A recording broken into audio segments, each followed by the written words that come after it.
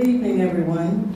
My name is Lamario Smith. I'm the Director of Communications for the City of Buda. Thank you all for coming. We appreciate your interest. We appreciate your time to finding out what's going on in the study. And I'd like to take a moment to acknowledge a couple of three council members that we have with us today. Council Member Terry Cummins, Council Member Paul Dajero, and Council Member Matt Smith. All right, I'll do introductions in just a moment. This meeting is intended primarily for the residents who live in the Whispering Hollow subdivision, but we welcome any others who have joined us today. I have a few housekeeping items I'd like to go over before we get started. First, I have a sign-in sheet for attendees. I appreciate it very much. If you haven't signed in already, there's a sign-in sheet at the back. If you would do that, we'd appreciate it. We will start out with introductions, and then we'll have a presentation that addresses study findings and recommendations, and we'll try to address as many questions as possible in the allotted 1 hour time frame. Finally, I would simply ask that you listen to the presentation in its entirety and then save your questions until the end of the presentation. So again, my name is Lamario Smith. Our staff members that we have with us today are out front, Micah Rao, our Deputy City Manager, is here. John Nett, City Engineer. Angela Kennedy, Senior Project Engineer. Mike Beggs, Director of Public Works. And Blake Neffendorf, Water Resources Coordinator. And at this time, I'm going to turn the microphone over to Angela Kennedy.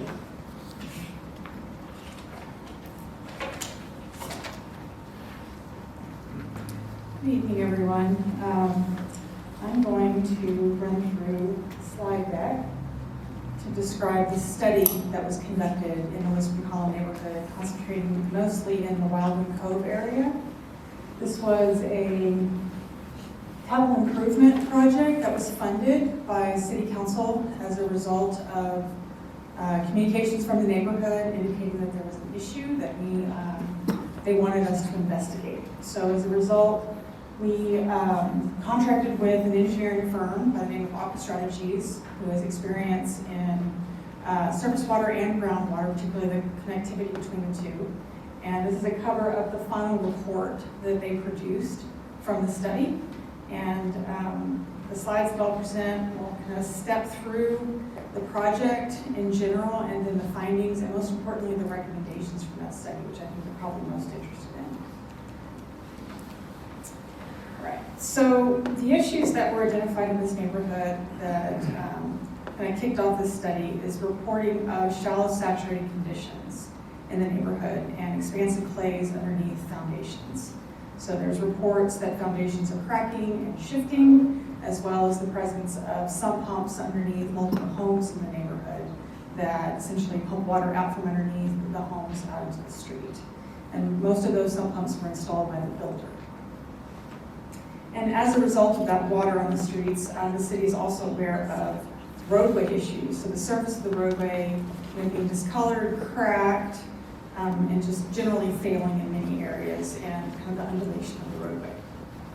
So the study, the intent of it is to try to determine the cause of all of those, even though some of it may be kind of visually, you can assume what's going on. We wanted to validate the conditions out in the neighborhood with an engineering study. So the purpose was to validate these seepage issues, and then also to make recommendations for what we might be able to do to try to mitigate the issues that we're seeing out there. The project involved the drilling of 12 test holes in the neighborhood, and they range from 4 to 12 feet in depth.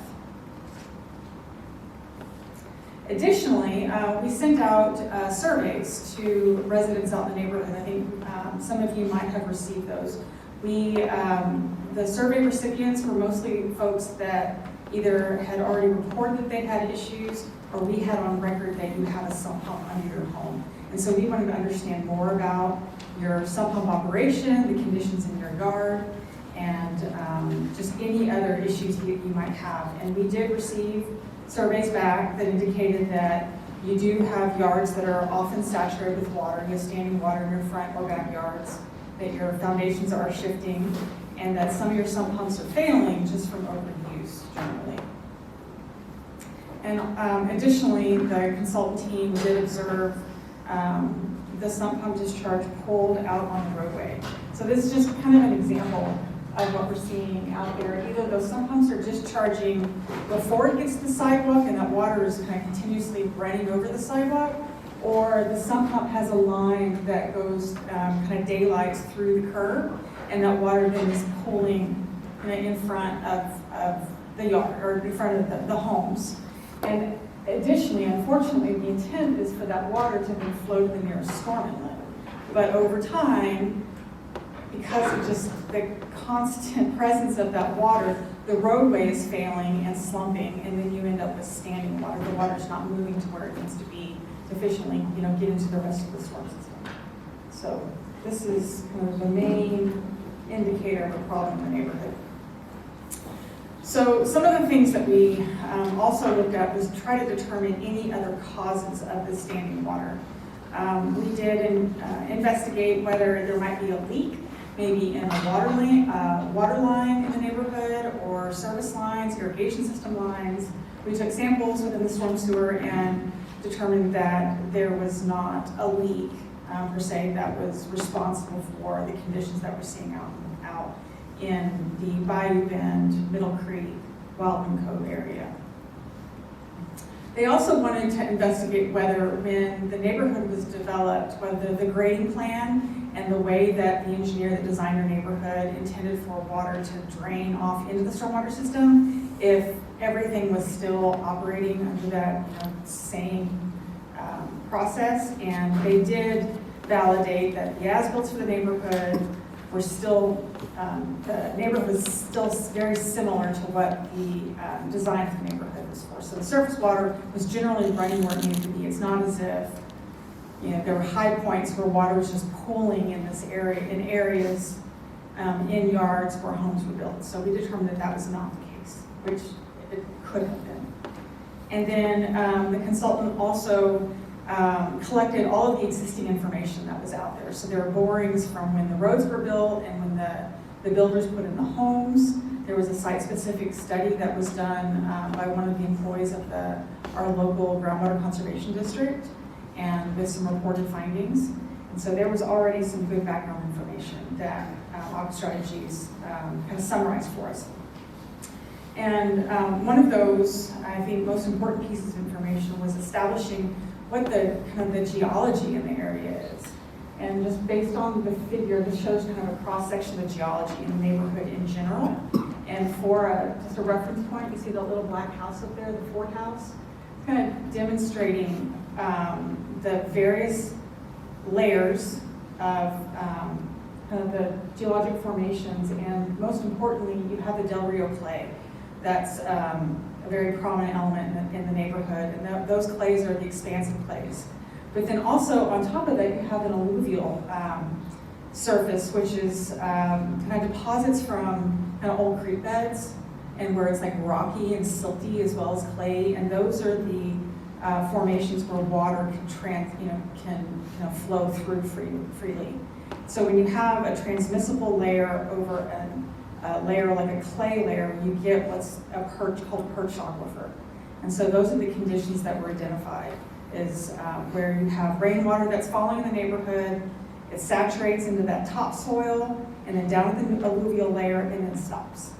And so because of just the elevation of the neighborhood, that groundwater eventually daylights and comes out and seeps, or it evaporates over time. So the study kind of just demonstrated that we have a perch aquifer in the neighborhood and the test holes that were bored were to try to validate that. So we have a report explaining the geology, and then we wanted to go out in the field and actually determine that condition actually existed. And so the 12 holes, these are the general location of the holes, and it's kind of difficult to see, but essentially test holes A through L, so there are 12 of them. And I know that many of you might have received notices that you are going to have one drilled in your front yard or maybe in a side yard. So like I said, the holes were about 4 to 12 feet deep, and in some of these holes, they were completely dry, and they were 100% clay all the way down. And in some of the holes, there was some clay, and they had the alluvial material where they actually had water kind of flowing into the newly drilled borehole. And so they determined two things, that there's actually lots of fault lines in the area, and so the conditions exist in some discrete areas and then not in others. And so that's why you have some homes that are impacted and some homes that aren't impacted at all. They wanted to monitor the groundwater in the area to see exactly what it was doing, and so some of those holes, they drilled down to 12 feet and then put monitoring equipment in them. And so then they monitored that groundwater level over a period of time, and they did determine that that ground level did respond to rainwater, or to rain events. And so when it would rain, they would see a change in that water elevation in those boreholes. So again, confirming the finding of the perched aquifer in the neighborhood. So the conclusions from the study was that there are local shallow groundwater formations that are caused mostly by the geologic conditions in the neighborhood, and that it is feasible that the foundation issues are being caused by the shallow saturated condition, and then that are also causing those expansive clays to shrink and swell. You know, in Texas, we get periods where it's really wet and then periods where it's really dry and it doesn't rain a lot, and then that perched aquifer can just go away. And then suddenly you have a dry condition with those expansive clays. They did also conclude that residential grade solutions have been successful for some homeowners. So some homeowners have had their foundations fortified, they've had sump pumps installed, and in some homes that solution works just fine. The sump pumps are operating, the foundations are stable, and the solution has worked. But then the study also determined that sometimes that doesn't work.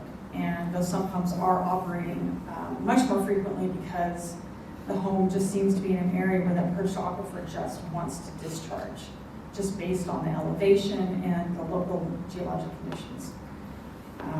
And then lastly, they concluded that it's because of where these sump pumps are discharging and because of the standing water in the roadway that we're seeing an impact to public infrastructure, that the roadways are just failing in those areas because it's consistently wet. So the study has two main goals that led to their recommendations. The first is, from the city's perspective of maintaining public infrastructure, that we want to try to prevent the damage to roadway surfaces. And the second objective is to try to alleviate the issues that homeowners are having with these shallow saturated conditions. And so there are four alternatives. I mean, one option is just, we don't do anything, we just live with the status quo. And I think we all agree that that isn't an alternative or an option that we're willing to pursue. The second is routing your sump pump discharges directly into the subsurface storm sewers, rather than just letting them flow over the sidewalks and over the curb. The third option is to pursue the installation of City OMD water infrastructure. So a large project that would then capture that shallow surface water, the perched aquifer, the water in that aquifer, and then just remove it so that it just doesn't cause issues with seeping out from underneath all of the homes. And then the last option, option 4, is providing guidance to homeowners on upgrading their pump or installing improvements to the sump pump configuration in each localized yard. So let's talk about that a little bit more. So under option 2, we have a cost estimate of about $7,000 to $15,000 to try to route the discharge from the sump pump directly into the storm sewers. And so that means taking that discharge line and then connecting it directly to the storm drain that's out in the street. And every house is different, every yard is different, relative to where the inlets are, where you would connect into the storm sewer system, but that would keep all of the water underground essentially. This option primarily would mitigate the issue with the roadways always being wet. Option number 3 is the installation of City OMD water infrastructure. And this figure, though small, can y'all see that green line? It's very faint.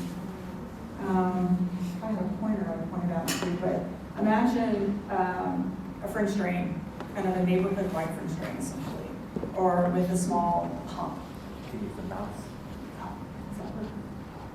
Yes, it does. There we go. Okay, so this figure just shows just a very faint green line, kind of between these yards, so along that fence line, and then running between these homes and then into the storm sewer system here.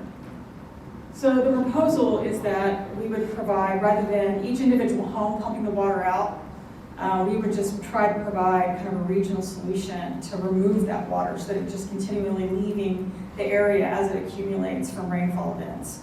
And this is the most expensive option. They estimated the cost a little bit over $500,000 to install this.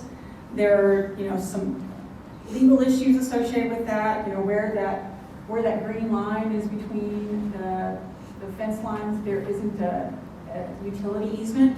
And so the city would need to then acquire easements from all of the homeowners in order to install that line.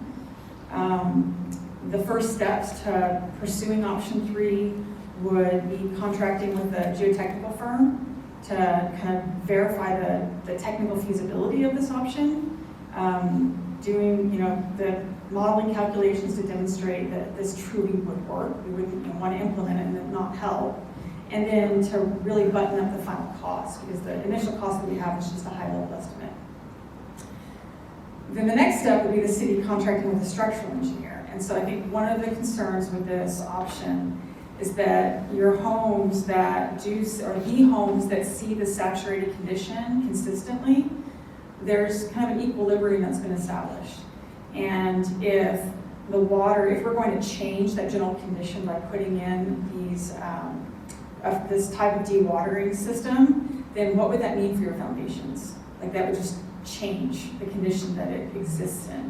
And so the recommendation would be for the city to hire a structural engineer to confirm that we wouldn't be doing more damage by wholesale removing all of this water from the area than if we would have then found some other options. And then again, there's the cost, the initial cost of doing something like this. And then the last option is the city providing guidance to homeowners on an individual basis to look at your kind of specific situation and determining what it is that you might need to do on your property to help solve whatever issues, because all of the issues are unique to each of the property owners. We don't have just one common problem. They range from the yards to your foundations to the street in front. So some of those solutions include upgrading your pump, improving your discharge pipe that's going out into the street, or ultimately maybe connecting to the public infrastructure, public storm drain. Improving the design of the feeder pipes, so the way that the sump pump system is collecting water from underneath your home, improving that system, and then maybe even deepening some of the sump pits. So that's option 4. And lastly, I'm coming to you with a presentation. We just wanted to let everybody know that City Council did receive a presentation on the draft findings of this study, and Council gave feedback on the consultant's presentation. They asked good questions, they wanted clarification on some of the recommendations, they wanted some more detailed cost estimates, and so the consultant went back and they incorporated all of that in the report and then finalized the report, which we now have. Council also gave feedback about wanting to put together the stakeholder meeting, so which we are now holding, and then also organizing a committee. There are check boxes on the signature sheets that, as you were coming in, to indicate your interest in participating in this committee. Essentially, coming to a neighborhood consensus on what type of solutions would you like to see, what options would you like to see the city pursue, also depending upon the budget that the city has to pursue those options. Is it all of the above? Is it just 1, 2, and 3? So council recommended that we put together a committee so that we can determine how we're going to move forward on trying to solve this problem. this concludes my presentation. We are all here to answer your questions about the presentation, about the study, about the committee. Just it's an open field. Hi, I am Paul Guzman, so I live there. I'm one of the houses, kind of one of the first houses that got lifted. Had horrible cracks in the wall, etc. Right? So what I can tell you is since it's gotten lifted, a little bit of movement, not a lot. But what I can tell you is that my sump pump runs all the time. Right? So the question that I have is, I know that you focused in a certain area, you know, whoever focused in a certain area, but I was just telling my neighbor, I drove Middle Creek today, I call it the roller coaster, right? I know there's an issue up there, right? So I try not to ride that street. So to me, are we just focused on just a certain area, or are you focused on the whole neighborhood? That's number one. Number two is in option 4, I can tell you that just looking at option 4, I don't like it because that sounds like you're putting the cost on the homeowner. Right, so to me, I would love to be a part of this committee, whatever it is, because that option, I mean, seriously, I hope that's not even being considered. So anyway, just curious about. So most of you are probably familiar with bond proposition A, the transportation bond package that passed this past fall. One of the projects is Middle Creek.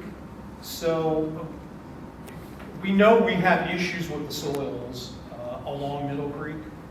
Part of the analysis and assessment of Middle Creek before it's reconstructed will be what are the conditions of the soil and do we have groundwater issues there. We're going to have to put in French drains as a part of that repair.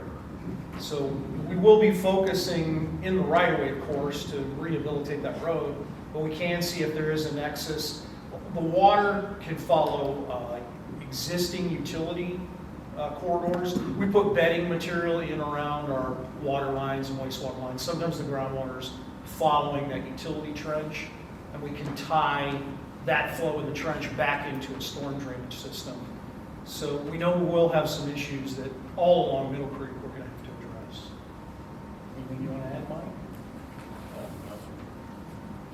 I will say on option 4, I think council even kind of explored this with that.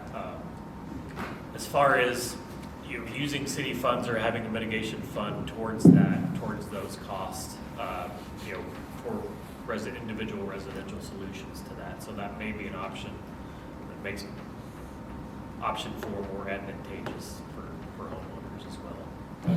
Depending on feedback from the residents and how they want to move forward with funding options. The last thing I'll say, and I apologize, I don't have a mic, but I'm pretty proud, is, as I said, the house isn't moving, but my driveway is actually doing this. The sidewalk kind of cracked. I had the city come out, try to get the city to kind of, pay for that, and because they pay for my neighbors across the street. Long story short, to me, let's just be fair on what we're doing, right? Let's not just do for one individual, we're going to do this for you, and then let's look at it and just be fair and do the right thing, right? It's just fix the neighborhood, because dear Lord, it's horrible.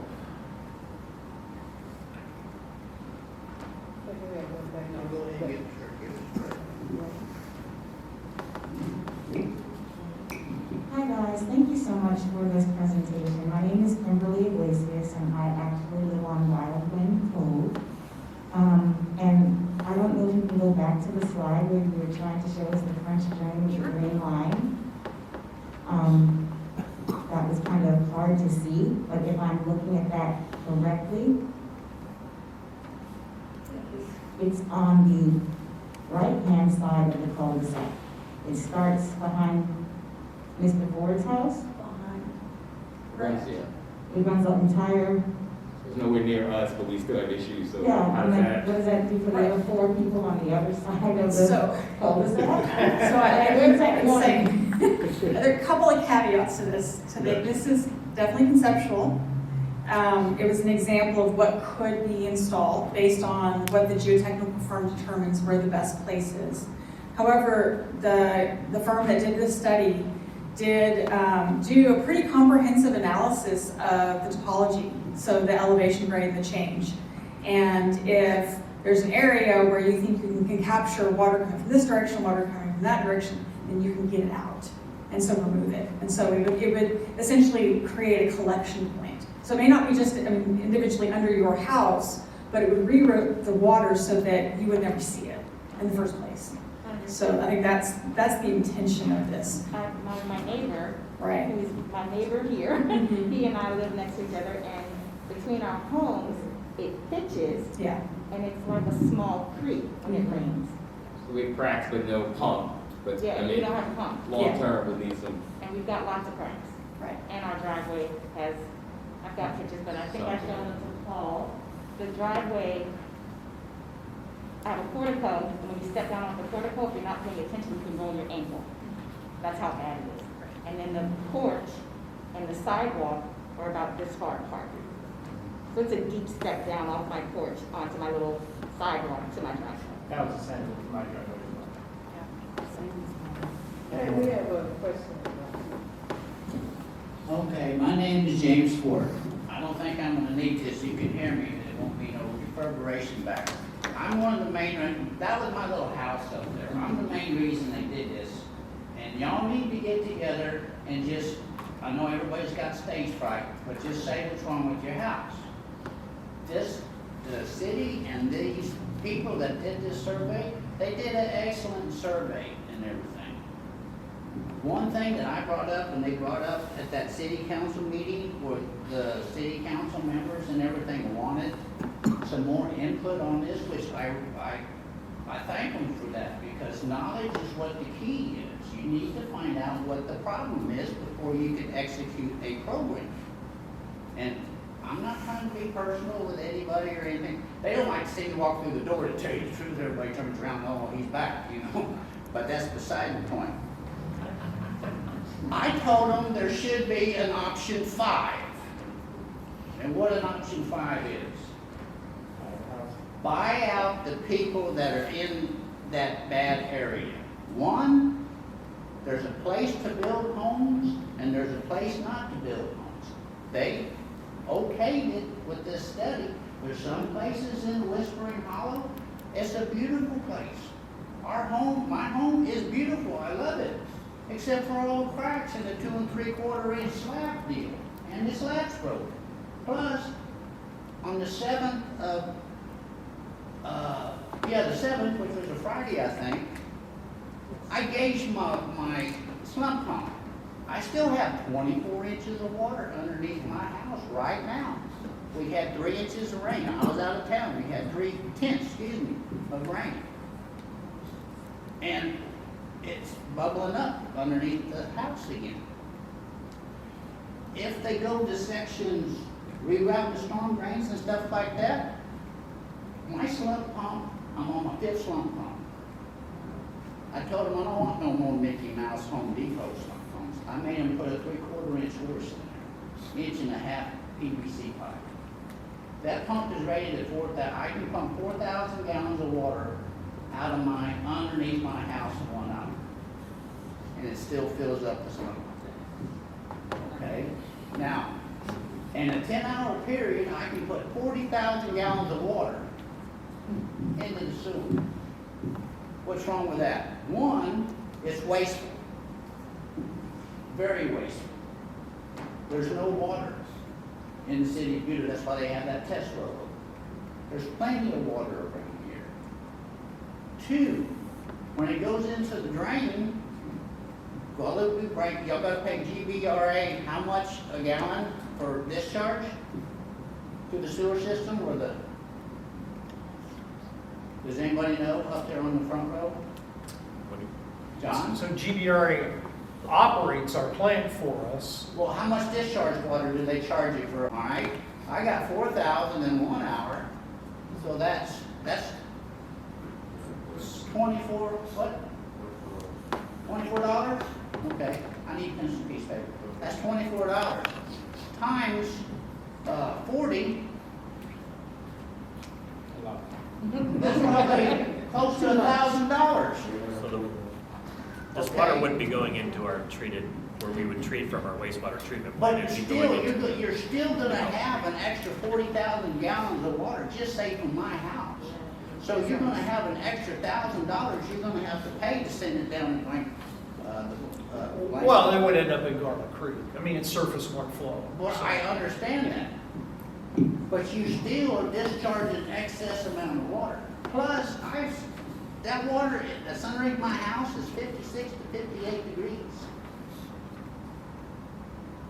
There's another thing that was brought up here. The home builder over there covered up a bunch of wells. Do y'all know about that? I know they plugged one hand-dug well. Huh? I do know they plugged one hand-dug well for the, Well, I was doing some research a little bit earlier. That's the one over there off of, well, I showed you that one. I found 4 more just today. One of them is underneath the CVS over there on 1626. There's another one under Whispering Hollow Park. 2 of them, yeah, 2 of them. the CVS was a home site at one point, and that was a water well for the home, the homestead that was there. The I'm sure it was Whispering in Hollow the one? north. I don't know exactly, I couldn't Okay. tell you the specifics on that one. What they did was wrong. And y'all know that deep down in your heart. And if you start putting all that stuff in there, pumping water this way, pumping water that way, what's gonna happen to the houses further upstream and further downstream?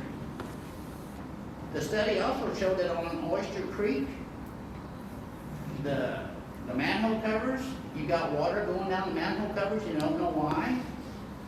I'm in the process, I found another well that's over there, but I gotta get my piece of paper. So we think they're artesian? I mean, you think you have outflow out of an Edwards well? Yes. Subdivision?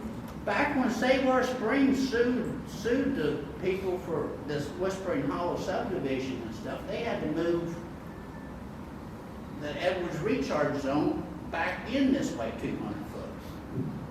See, people don't know that. Well, I think we can make Brian Hunt's report available on what he found on hydrogeology out there. Yeah, I'm not aware of any artesian conditions from an Edwards well. But the one that In I'm this talking- area, at The least. one that I'm talking about on Oyster Creek, that y'all were saying there's water coming down here, I found. Yeah, so, I mean, Angela's focusing on perched groundwater, which is very different than Edwards groundwater, for sure. Right, but it's still a shallow perched aquifer, and you're not gonna get rid of a shallow perched aquifer unless you get rid of everything. A spring is just like an aquifer. It's like a pressure cooker. When you have a spring, that's a pop-off valve. When you go in there and bulldoze all that land and stuff off there, you take the lid off of it.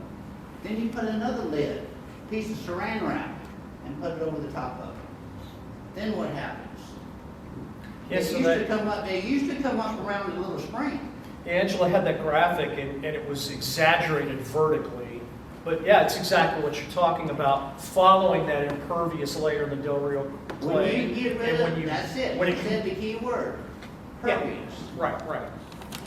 Yeah, so that's, among the options Angela's presenting, we want to look at. Yeah. Where does it make sense to intercept that water above that impervious layer and not cause You don't have damage by the room- water? You don't have room to do anything with that, except put it down the chute. And we're starving for water now anyway, the state of Texas. So it sounds like you're interested in capturing that water as a resource. And I guess the temperature, you're saying there's some advantage to having a 55-degree spring, or? Okay. A lot of people don't realize this, but a spring is groundwater bubbling up. Sure. And the ground keeps it at a constant temperature. You can heat your home by putting pilings in the ground and use the Mother Earth to heat and cool your house. It's been a proven fact. The average temperature of spring water is 52 to 58 degrees.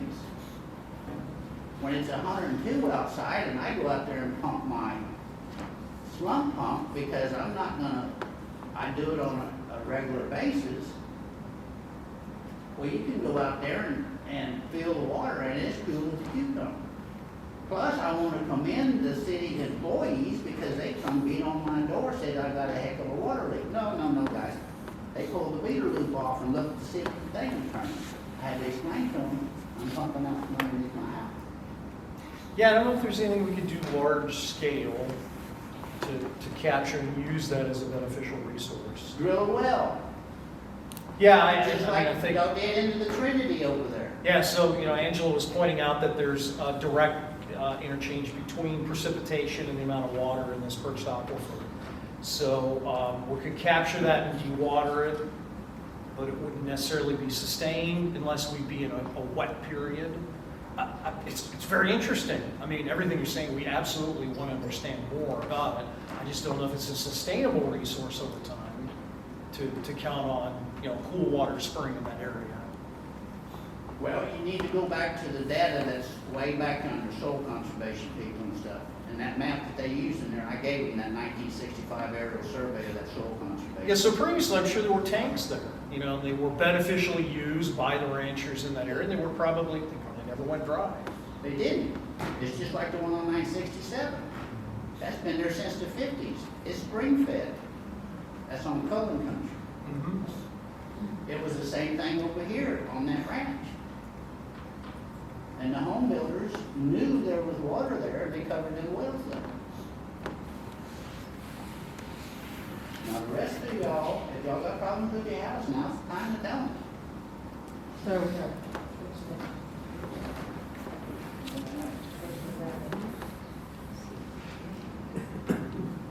Name's Joe Reed. We live on Mighty Bend. We live right behind Jimmy. We've had our house lifted. The damage is worse now than before it was lifted. We probably have a house we can't even sell. And our pump runs every day. It could go 4 weeks without rain. It'll pump every day. We bought 3 pumps. Yeah, we upgraded electric. We have a bigger pump now. Hi, I'm Amber Evans, this is my husband Edward Evans. We live at 556 Bayou Bend. We live right behind Jimmy as well. So we noticed a lot of issues within the first year we lived in our home. Been out there since what, 2008?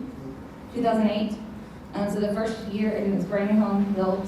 The first year we moved out there, we had major foundation issues. We had to have a company come out and inject some type of chemical, I don't remember it, into our soil to try to help with the shifting. So we had that done. Our backyard is also always saturated in water when it rains, even if it's just an inch or two, it just does not drain. We've had them come out and totally take all the sod out of our backyard. They regraded our backyard to have it drain better, installed a French drain between our house and the reeds, so it would drain to the street. That seems to not have helped at all. If it rains, our backyard is still soaked with water. We are now also seeing a lot more cracks, and especially in our tile in the front of our house, it's cracking all the way across now. Him and my stepdad had to replace a post in the fence between us and Jimmy, and they pulled the post out and just water kept just feeding into that hole. Like, oh, was it behind? Oh, it was between us. Yeah, so water, doesn't matter wherever, it's in our backyard. So yeah, so we've just had a lot of major issues since we've been out there as well. Does just the more French cracks. drain, does it convey any water? Do you know if it's working properly? Or The what? the French drain between, It does seem that water does go down the French drain to the street, but it goes, with their sump pump, in that big. It's really just a It's ditch. just a It's just a ditch ditch, with yeah. gravel. It's not a French drain. They put gravel up to your knee in it, and they dug it all the way between our houses, and then it just sits at the end of the house. Yeah, in our it's not a sidewalk. true French drain. It's our sidewalk that's gone like that, so it just sits down there. do y'all have a pump as well? No, we refuse to get one because of all the horror stories we heard from them. So with the issues We also they had. have a ditch on the other side. We have a ditch on both sides of our house, but it doesn't have our backyards wet all the time, because of Jimmy. water from Jimmy.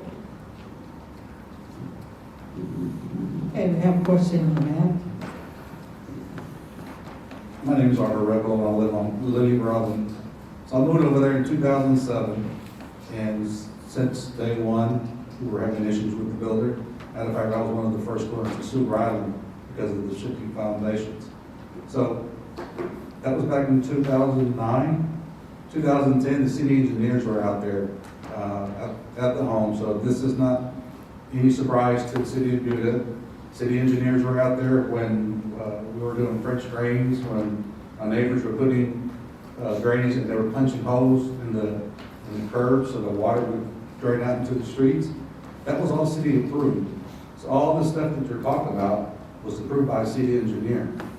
So I just don't want the city to think that this is all going to be all homeowners, and I do hope that the city will do the right thing, because they had, trust me, they had very extensive knowledge of what was going on out there.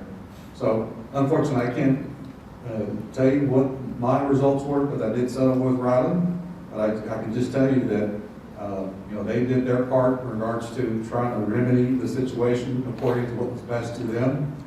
Again, what I was very and extremely disappointed was the city engineer at that particular time and the way the city handled their business. That's one option. And fast forward for today, thanks to Jimmy for going to our homes and notifying us. Excuse me, Mr. Communications Director, but I have to say that you're not doing very well, because had we not known about that, I had Jimmy not taken the time to inform us, I wouldn't have been here. So I know we have next door. I see the posts that go on, especially when it comes to crime-related issues. I would just hope that next time something as simple as this is very concerning to the residents, that a better job of communicating on what was going to be happening out there, that we inform the public. Because an informed public is one that's also concerned. So when you not do that, it leads to any windows. Is the city trying to do their job, or not trying to educate the community that's out there? I can tell you from Whispering Hollow, it's a very vocal area. Paul, you understand, you've met me in the past before, regards to when there's a political issue that goes up, you stir the hornet's nest, they will speak up. So some of the hornet's nest is here today, so I just hope that it's not a threat, it's the fact that we hope that the city does the right thing and works with the residents to get this situation remedied correctly. Did anyone receive the flyers that were hand-delivered? Okay, so, yeah, we did. Well, I guess we apologize that they didn't go out, they were focused on where the study was. So, But that's the whole part. Why not from a whole neighborhood? so, Ma'am, I mean, I guess what we can learn from you. What would be the best way for us to communicate directly with residents? What are your thoughts? Door to door? So the next door neighbor is something, again, some people do Facebook, some don't, some people use Twitter. It's the fact that you have to not assume that all the community uses that type of social media. So the thing is, for next door, it's there, I read it, I see it. That's one way of communicating. Most importantly, what you just said, you targeted a certain population. You didn't target the entire neighborhood. Well, no, I didn't say that at all. Just You said we the knew. fires. So you targeted the places that were surveyed. We did put it out on social media for all of them though, because the flyers that we put out were the homes that we knew that had issues. Absolutely. So again, that's the whole part. You put it to specific residents for that particular fire. That was not our intent at all, Yeah. to exclude anyone from Yeah, this but process. again, if you were pointing out this survey area, I live right next door to ours. Sure. The only reason why I got the flyer is because my wife happened to walk outside to get the trash. We're here now, so now is the time, and now we have everyone here, and we've got a lot of opportunity to continue the discussion. So the whole point is, again, is to use the social media, not just some. And again, it's communicating. It's not we're all going to solve the problem. It's not through griping and trying to put things under the rug. It's the fact that the data supports what the issue is out there, whether it's the roads that are buckling, whether it's homes that are crumbling. It's the fact that the city knew back then with Ryland, how do we move forward? And again, my suggestion to you all, now I worked for the city of Austin for many, many years. When you don't give that information, it's not gonna be healthy or good for the city of Buda. The fact that you gotta get ahead of this monster, let's try to work together to get remedies put in place so that people who live there, like I said, it's a beautiful neighborhood.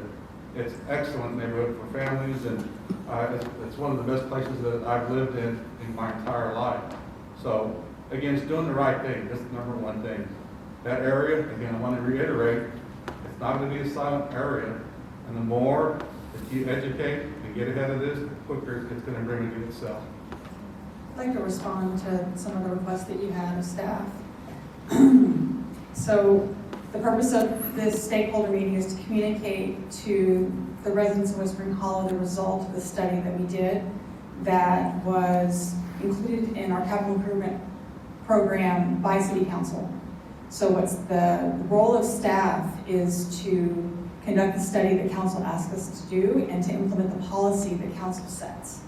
And so any solutions and how this entire program will move forward will be determined upon the direction that council gives to city staff and the recommendations that are made by the committee that city council has requested that we facilitate the establishment of. So we'll be asking for your interest and then scheduling regular meetings for this committee to meet, to convene, to then work through these options and to make kind of maybe a schedule, a recommendation to City Council then to implement in our next CIP program. So we are here as an information resource, as a technical resource, to provide any data that you need or any historical records that you might want. And so we are really here to answer your questions and to provide you the information that you need so that you can make the best recommendation for implementation of the options that the consulting firm that the city hired made. So I just want to make sure that everyone knows that we are here, that you have my card is out there on the table. I'm happy to answer questions or respond to emails. And I just know that the time is getting short, and I want to make sure that everyone feels comfortable with contacting us and understanding kind of how we are here as a resource to help you work with council to move this project forward. Okay. Hi, my name is Jason Smith. We are at a lot of my neighbors are here. I'm on Wildwind as well. We actually have a sump pump on our property. We still have water issues. We have still standing water. Between my neighbor and I, right along our fence post, it's pretty much saturated. It's pretty much saturated the entire time. When you walk on it, it's just a muddy mess all the time. In the report that y'all put online, the Seepage report, everything that y'all have here, y'all noted that y'all sent out flyers for people that had sump pumps on the issue questionnaire and things that were going on. When was that sent? Because we never received it. And matter of fact, I never had anybody come to our house whatsoever to, and I mean, I have ring cameras everywhere, so I have video footage to prove this. Sure, I can. So because the sump pumps weren't all permitted through the city, really the only information that we had was the record of those pumps when they were installed with the previous city engineer back in 2009, 2010, right? So we had to dig through the city archives to find any records or mention that we had of sump pumps. And then we drove through the neighborhoods to find any discharge points. Like we did some field work, say, okay, they've got a sump pump, they've got a sump pump. And we just wrote down all of the addresses for the homes that looked like had one. And so that was essentially the way that we determined who we were going to send those surveys to. Otherwise, we didn't know that you had one. Okay, so I guess in lieu of that, Jimmy, when the water guys came out, that was actually, he told them that I also had a sump pump at my property. So they were made aware of it then as well. But And these folks were field technicians in the Public Works Department? whoever came out to install the... It was part of the Aqua guys, because they were asking, and when I was helping them with the study, who has a sump pump, and I said, Jason's got one. I said, besides that, you drive down the road, you look at the electrical box, and then if you see on the side of the electrical box, there's a black dome with a little red light, I said, they got a slump pump. Okay, okay. So I think that your experience is a good example of how when we have lots of city staff that work in different departments, maybe we don't always all talk to each other about common topics, that this is a really good opportunity as a community for us to talk to each other and to inform your neighbor that this is happening and that this committee is being brought together. Folks that weren't able to make it still didn't know about it, and that we need your help in informing the entire community. We tried to work with your HOA representative and weren't very successful in doing that. So I think to be successful in moving forward here, I think we're going to need your help with communications too.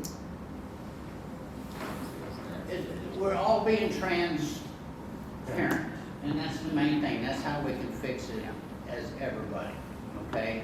And there's some people, I'm one of them, I'm computer illiterate, but I can get real dangerous on that computer and lock it up. But I did have one of them flyers on my door, so I went around, I took the incentive and I went around the building and around the deal, all the way through that zone there. And I said, first thing, you're solicited. No ma'am, I'm your neighbor. I live behind you. And then I said, did you get one of these? So a lot of people didn't get that. I know it, people work and little ones, and sometimes this day and age, they don't want people to know their home or whatever. And I don't like ringing them ring doorbells. I'm gonna get shocked or something. But anyway, you need to be people and visit with each other and know your neighbor. You know, this is, I think that some good can come out of this. I really do. On the original study, how was it decided where the wells were done? Besides focusing on the houses with the sump pumps, why was it decided, you know, where those 11 locations were That's a great drilled? question. So, I don't necessarily have. Can you repeat the question? Sure. So the question was, how did the consultant determine where to put the boreholes? So, and we have made, I believe, the report available. If not, we can make the entire report available to you. There are multiple figures in the report that are much more detailed than the information I'm showing tonight that shows cross-sections that the consultant analyzed just based on all the historical data that they have and prior borings to determine kind of where the formations were.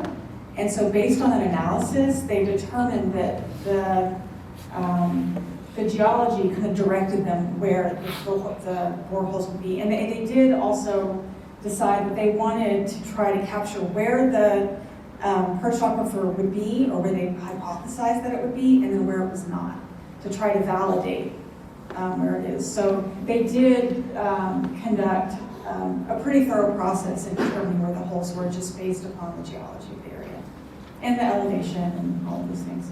So on this map, you have these circles. The circles are the known and where we figured out that there were some pump locations. And so they kind of tried to corral an area around where the concentrations of sump pumps were to get a better idea. So we have borings on all roadway intersections when they did the subdivisions have geologic bores.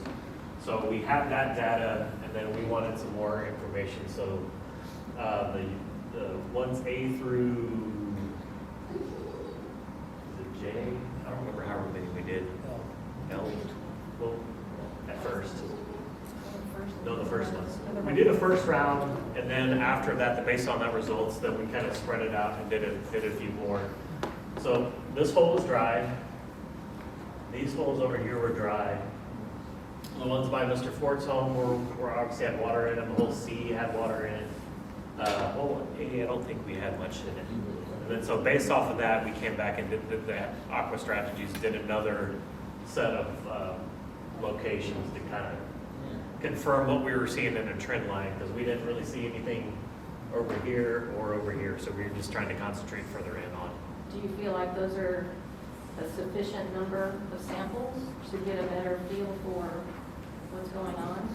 I think it kind of confirmed what we had seen from residents and from the sump pumps, that It's a really concentrated area in on here.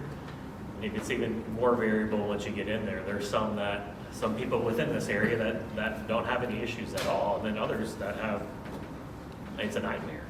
So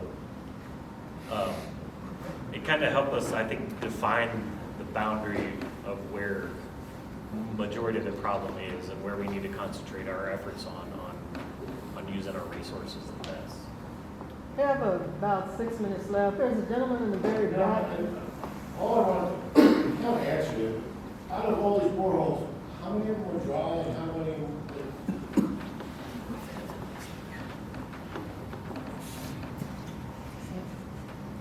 There. 1, 2, 3, 4, 5. So the blue dotted lines are ones that had water in it, and different associated water levels with different events. And so within the report, they have that correlation on which borehole it is, so you can see. So how many in total did you do? 12. 12, and 5 of them were dry. 5 of them are wet. 7 of them. 5 of them were wet. Correct. So everything else was a combination of or dry? They're completely dry. Completely. Okay, thank you.